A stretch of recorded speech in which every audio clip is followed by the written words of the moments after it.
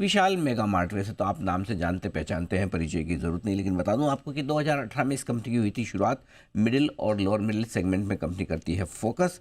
कपड़े, एफएमसीजी और रोज़मर्रा की ज़रूरतों वाले प्रोडक्ट्स कंपनी के पास हैं इनके स्टोर्स में। देश के 28 राज्यों में 414 से ज़्यादा शहरों में कंपनी के स्टोर्स मौजूद हैं और मोबाइल ऐप और वेबसाइट्स के जरिए डिजिटल प्लेटफॉर्म्स पर भी कंपनी अपने प्रोडक्ट्स बेचने का कारोबार करती है। इशू की जानकारी दे दूं, कल इशू खुलने वाला है, बंद होगा 13 दिसंबर को। प्राइस बैंड है 74 से 78, 74 से 78 रुपये। और आप यहां पर 190 शेयरों के लोट साइज में अप्लाई कर सकते हैं। इशू साइज जो है वो है 8,000 करोड़ का और पूरा का पूरा ऑफर फॉर सेल, यानी कि एग्जिस्टिंग इन्वेस्टर्स जो है वो इस इशू में अपना हिस्सा बेच रहे हैं।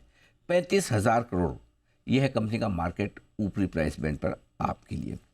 मुलाकात करते हैं कंपनी के एमडी और सीईओ गुनेंद्र कपूर साहब हमारे साथ कार्यक्रम में हो रहे हैं शामिल, हमारे स्टूडियो में है। आपने बिट्स से इंजीनियरिंग ऑनर्स में बैचलर्स की डिग्री हासिल की है। दिल्ली यूनिवर्सिटी से कपूर साहब ने एमबीए की डिग्री हासिल की है। कंज्यूमर और रिटेल सेगमेंट में मैनेजमेंट और साथ ही साथ इन्वेस्टमेंट्स का, दोनों का 40 साल से ज़्यादा लंबा गहरा अनुभव कपूर साहब रखते हैं और देश और दुनिया की दिग्गज कंपनियों के साथ काम करने का भी एक्सपीरियंस है आपको। हिंदुस्तान यूनिलीवर, नाइग्रा और रिलायंस जैसी दिग्गज कंपनियों के साथ आप जुड़े रहे हैं लंबे समय तक। कपूर साहब, बहुत बहुत स्वागत है आपका, धन्यवाद हमें समय देने के लिए और सबसे ज़्यादा धन्यवाद स्टूडियो में आने के लिए। आपका आईपीओ कल से खुलने जा रहा है। सबसे पहले सर, वैसे तो हम जानते हैं विशाल मेगा मार्ट क्या करता है क्या नहीं, लेकिन फिर भी आपके मुंह से सुनना चाहते हैं एग्जैक्ट बिजनेस मॉडल क्या है कंपनी का, फोकस क्या है? फोकस जो आपने बताया बिल्कुल वही है। मिडिल और lower middle income group India की कंज्यूमर्स की महत्वाकांक्षाओं को, एस्पिरेशंस को अफोर्डेबल कराना जी। जैसा कि आप जानते हैं कि अभी इंडिया में इंटरनेट की पेनिट्रेशन करीब 1 बिलियन हो गई है, यानी कि 100 करोड़। तो उसका एक कॉन्सिक्वेंस ये होता है कि जो लेस एफ्लुएंट कस्टमर्स हैं उनकी और मोर एफ्लुएंट कस्टमर्स की एस्पिरेशंस कन्वर्ज कर रही हैं, क्योंकि उनका एक्सपोजर एग्जैक्टली सेम है, सेम वेबसाइट्स पे जाते हैं, सेम चीज़ें देखते हैं। पर मिडिल और lower middle income group customers के लिए अफोर्डेबिलिटी अभी भी इशू है। तो हमारा पूरा फोकस इस बात पे है कि हम एक बहुत ही प्रोसेस ड्रिवन वे में उनकी एस्पिरेशंस पता करें, हर दिन, हर हफ्ते, हर महीने, और उनको अफोर्डेबल बनाएं।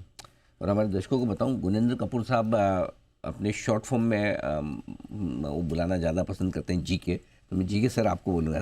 सर वैसे तो आप कैश रिच हैं, डेट फ्री हैं, राइट? कंपनी में पैसे की कोई कमी नहीं है, इसलिए आप शायद ऑफर फॉर सेल इसीलिए कर रहे हैं, कोई फ्रेश इशू कंपनी में नहीं जा रहा, पैसा कंपनी में नहीं जा रहा। लेकिन अगर इतनी बढ़िया कंपनी है, प्रॉफिटेबल है, कैश रिच है, डेट फ्री है, तो प्रमोटर 8,000 करोड़ का स्टॉक बेच रहे हैं, क्यों सर?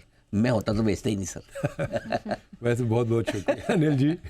पर मैं बताऊं, हमारी कंपनी के जो प्रमोटर हैं साम्यात LLP, उनका अभी 98% शेयर है। अच्छा। हाँ, तो वो 98% से डाइल्यूट करके करीब 77% पे ले के आ रहे हैं। जैसा आप जानते हैं हमारे major investors private equity firms हैं और उन्होंने कंपनी में again as you rightly said कि 2018 में प्रवेश किया था, तो वो अपनी थोड़ी सी स्टेक डाइल्यूट कर रहे हैं, पर they will continue to be the promoters. वो आगे चल के भी प्रमोटर्स रहेंगे और लॉन्ग टर्म में भी कंपनी में इन्वेस्टेड रहेंगे। इशू के बाद भी 76% तो उनकी है, 77 करीब काफ़ी है, कम नहीं। बिल्कुल ठीक बात है। अच्छा सर, जैसे आपके स्टोर्स तो हैं देश भर में, आजकल कंपटीशन जो चलता है वो डिजिटल प्लेटफॉर्म से चलता है जी।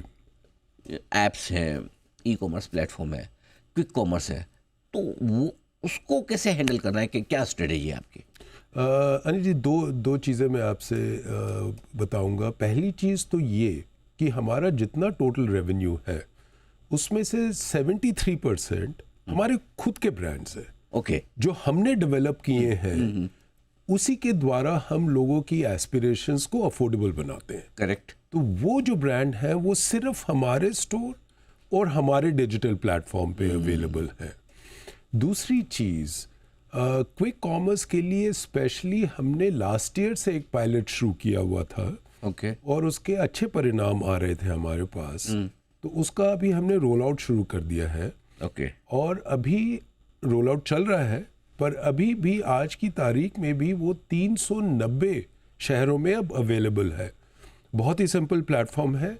अगर आप हमारी ऐप पे लॉगिन करेंगे तो सबसे पास में जो विशाल स्टोर है उसके साथ आप ऑटोमेटिकली टैग हो जाएंगे, आपको कुछ नहीं करना। अच्छा। उसमें जो जो इन्वेंट्री अवेलेबल है वो आपको विजिबल हो जाएगी। अच्छा।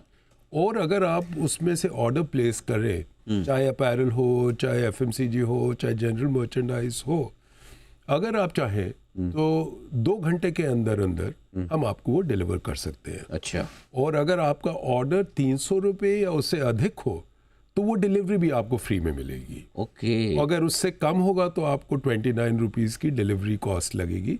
तो फर्स्टली चीज़, हमारे जो प्राइवेट ब्रांड्स हैं वो किसी और जगह अवेलेबल ऑब्वियसली नहीं है। राइट। और दूसरी चीज़ कि हमने भी क्विक कॉमर्स में काफ़ी 1-2 साल से पायलट हमारा ऑन था। बड़ा करने की तैयारी है इसमें। हाँ जी। ओके। अच्छा सर, एक चीज़ और बताइए, आपकी सेम स्टोर सेल्स ग्रोथ देख रहा था मैं 12.5 से 13.5%। सर वो बहुत बड़ी चीज़ है, मतलब इजीली मेंटेन करना किसी भी कंपनी के लिए बड़ा मुश्किल है। तो थोड़ा अभी कंज्यूमर स्पेंडिंग में ऐसा दिख रहा है, थकावट दिख रही है, थोड़ा ऐसा लग रहा है कि थोड़ा धीमा होता दिख रहा है। ऐसी सिचुएशन में भी कंपनी मेंटेन कर पाएगी सर? सर जैसा आपने सही कहा, लास्ट ईयर हमारी सेम स्टोर सेल्स ग्रोथ रही 13.6%। जी जी। इस साल आप बात जो कर रहे हो वो बिल्कुल सही है, पर इस साल फर्स्ट हाफ में भी हमारी सेम स्टोर सेल्स ग्रोथ 12.5% रही। ओके। तो पूरी कोशिश है और पूरा कॉन्फिडेंस है, क्योंकि हमारे जो प्रोडक्ट्स हैं उनका उद्देश्य ही यही है कि लोगों के एस्पिरेशंस को अफोर्डेबल बनाया जाए। तो कठिन समय में भी इनफैक्ट वो और ज़्यादा ज़रूरी हो जाता है लोगों के लिए। लेकिन सर आपने एक अच्छी चीज़ कही कि भाई मेरा 72% रेवेन्यू तो मेरी ब्रांड से ही आ रहा है, राइट, जो मेरे प्लेटफॉर्म पे। उसको देखते हुए, क्योंकि हम कई सारी रिटेल टेक्सटाइल टू रिटेल कंपनियां देखते हैं, उनमें मार्जिन काफ़ी बेहतर है। आप 12-13% की रेंज में मार्जिन पे काम कर रहे हैं, राइट? नहीं सर, मेरा ग्रॉस मार्जिन है 28%। हाँ, ग्रॉस और नेट और एबिटा मार्जिन है 14%। 14% का। जी। क्या आपकी खुद की सेल्स इतनी है तो मार्जिन और बेहतर नहीं होने चाहिए? या कोई दूसरे सेगमेंट है जहाँ पर मार्जिन आपके थोड़े कम हो जाते हैं? नहीं सर, तीनों सेगमेंट में मार्जिन हमारा बिल्कुल सही है। ओके। इसमें एक चीज़ का हमें फोकस करना पड़ेगा कि हमारा जो उद्देश्य यही है कि एस्पिरेशंस को अफोर्डेबल बनाए, तो हमारी प्राइसिंग भी उसी हिसाब से हम लोग करते हैं। हमारे प्राइवेट ब्रांड्स करीब मैं रेंज बता रहा हूँ, 30 से 50% कम प्राइस पे होते हैं compare to market leader. Quality की उनकी वारंटी ज़्यादा होती है compare to all the other third party brands. और यही उद्देश्य रहा है कि जो ग्रॉस मार्जिन वो 27-28% का है, उसको इंक्रीज नहीं करना है, उसको मेंटेन करना है। जैसा कि हम ज़्यादा, अभी हमारी सेल बढ़ रही है, नए स्टोर खोल रहे हैं, तो जो भी बाइंग करने में बचावट होती है हमारी, वो हम अपनी प्राइसिंग में पास ऑन करना चाहते हैं कस्टमर्स को। तो वो 27-28% ही रहेगा। अच्छा सर, एक चीज़ और बताइए, जैसे नॉर्थ में कहीं भी जाओ तो वहाँ हर जगह विशाल दिख ही जाएगा आपको कहीं, है ना, छोटे से बड़े शहर में। लेकिन अभी भी आपको थोड़ा नीचे की तरफ आना बाकी है। दक्षिण भारत तो खाली पड़ा है, थोड़ा हमारे महाराष्ट्र वगैरह में भी प्रेजेंस कम है। तो क्या आगे क्या प्लान है ज्योग्राफिकल एक्सपेंशन का, कि अब नॉर्थ में भी फोकस रखना है? नहीं सर, नॉर्थ में जैसा आपने कहा कि हर एक छोटे या बड़े टाउन में हमारे स्टोर मिल जाएंगे। ईस्टर्न इंडिया में भी आपको हर छोटे या बड़े टाउन में स्टोर मिल जाएंगे। अगर अभी आप कर्नाटका जाएं तो वहाँ पे उदाहरण के तौर पे सिर्फ बेंगलोर शहर में हमारे 30 से 35 स्टोर हैं, और वहाँ पे भी आपको हर छोटे और बड़े टाउन में विशाल के स्टोर मिलेंगे। आंध्र प्रदेश में भी मिलेंगे, तेलंगाना में भी मिलेंगे। अभी स्टोर खोलने का काम चल रहा है केरला में, और उसके बाद सिर्फ 3 राज्य बचे हैं जहाँ पे हमको अपना एक्सपेंशन करना है। वो है तमिलनाडु, गुजरात और महाराष्ट्र। तो बहुत ही जल्दी देखेंगे आप यहाँ पे। वहाँ पर भी सर स्ट्रेटजी वही है, वही Tier 2 Tier 3 सिटीज में? Tier 1 Tier 2 Tier 3। और पैसे मतलब एक्सपेंशन करने के लिए पैसे लगेंगे सर? सर उसके लिए तो देखिए, हमारी बैलेंस शीट में भी अभी हम टोटली डेट फ्री हैं। बैलेंस शीट में भी करीब 700 करोड़ रुपए हमारे पास हैं। तो हमारे पास ग्रोथ के लिए सफिशिएंट है। हाँ, कोई फाइनेंशियल कंस्ट्रेंट अभी नहीं है और काफ़ी एक्साइटेड है अबाउट द फ्यूचर ग्रोथ। अच्छा, एक चीज़ और पूछना था, आपकी जो मेरे पास जानकारी करीबन 26 ब्रांड्स है जी 26 में से 19 ब्रांड आपकी ऐसी जो 100 करोड़ रुपए से ज़्यादा की सेल्स कर रही है, जी। राइट? क्या आपके लगभग सारे ब्रांड्स प्रॉफिटेबल है स्टैंड अलोन अगर ब्रांड्स के लिहाज से देखें तो? यस सर, पूरे ब्रांड्स प्रॉफिटेबल हैं। आपने बोला 1900 करोड़ से अधिक हैं, हाँ। 500 करोड़ से भी अधिक हैं, अच्छा, प्लस 6 हैं, वो 19 का भाग नहीं है, 19 प्लस 6 और उनमें से एक तो अब 1000 करोड़ के करीब है। तो यही प्राइवेट ब्रांड्स हैं जिनका मैं बोल रहा था कि टोटल कंट्रीब्यूशन रेवेन्यू में करीब 73% का भी है। एक चीज़ और, क्या वाकई में इतनी 26 ब्रांड रखने की ज़रूरत है? मतलब जैसे सपोज मैं कंज्यूमर, मुझे याद रखना मुश्किल है या कि कौन सी विशाल की ब्रांड है कौन सी नहीं, तो क्या वजह है इतनी सारी अलग अलग ब्रांड्स? मैं आपको 2 या 3 उदाहरण देता हूँ। जी। जैसे लेडीज एथनिक यानी कि कुर्ता फ्यूजन सेट्स में हमारा ब्रांड है पिंक अलमीरा।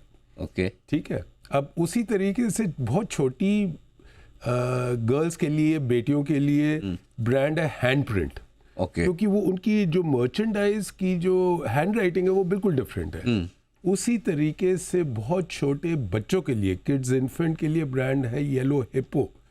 क्योंकि हमने ब्रांड्स अपने कस्टमर से शुरू करके बैकवर्ड्स वर्क करके बनाए ताकि वो उनकी एस्पिरेशंस को अफोर्डेबल हर तरीके से किया जा चुके उनको ये कभी नहीं महसूस होना चाहिए कि हमारे लिए कोई ब्रांड नहीं बनते, ये जो भी बड़े शहरों के लिए या मोस्ट एफ्लुएंट के लिए बनते हैं और वही उनका कुछ लोकल वर्जन हमको लेना पड़ता है जो कि कभी सही होता है कभी नहीं होता। तो अब इसी तरीके से मान लीजिए हमारा फूड और जो FMCG नॉन फूड है जैसे टॉयलेट क्लीनर वगैरह, उसके ऑब्वियसली डिफरेंट ब्रांड है क्योंकि आप उसी ब्रांड में टॉयलेट क्लीनर और आटा या कोई भी खाद्य पदार्थ नहीं बेचना चाहेंगे जी।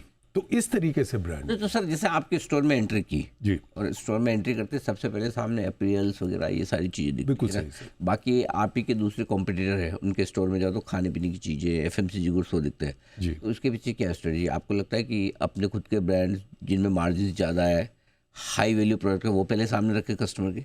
सर ये होता है कि अपैरल में हमने देखा है कि सबसे ज़्यादा इम्पल्स बाइंग होती है। अच्छा, खासकर लेडीज़ अपैरल में।